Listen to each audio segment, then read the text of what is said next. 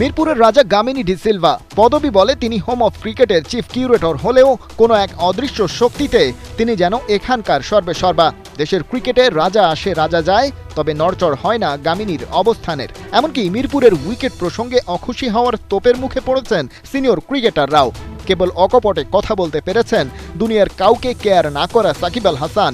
10-15টা match খেলে এরকম পিচে যে কোনো একটা ব্যাটসম্যান হলে তার ক্যারিয়ারটা শেষ হয়ে যাবে, এটা খুবই স্বাভাবিক। মিরপুর নিয়ে স্বাগতিক ক্রিকেটারদের যে হাল, তার সাথে এবারে খানিকটা মিল পাওয়া যাচ্ছে আইপিএল এর দল কলকাতা নাইট রাইডার্সের। তাদের হোম গ্রাউন্ড ইডেন গার্ডেন্সের উইকেট স্পিন বান্ধব হবে, এমনটাই ছিল তাদের প্রত্যাশা। কন্ট্রোভার্সির শুরুটা করেছিলেন KKR captain Ajinkya Rahane.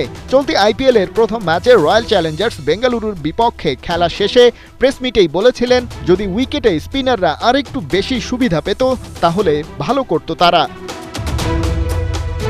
Cricket অ্যানালিস্টরাও রাহানের সাথে একমত, কারণ কলকাতার উইকেট স্পিনারদের সুবিধা দেয় সেটা পুরনো কথা।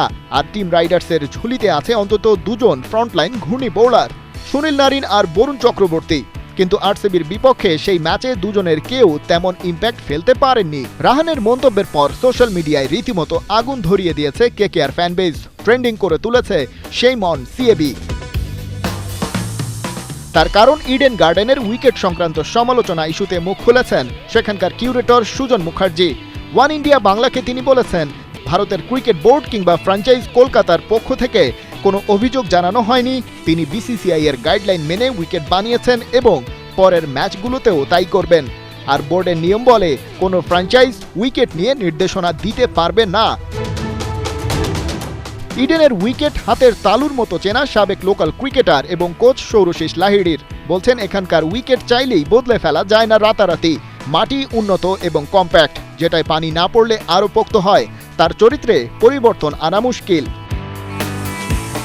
তাই বোঝাই যাচ্ছে, যতই সমালোচনার বান আসুক, কলকাতা তাদের মনের মতো উইকেট এবারের আইপিএলে ইডেনে এসে না পাওয়ার সম্ভাবনাই বেশি।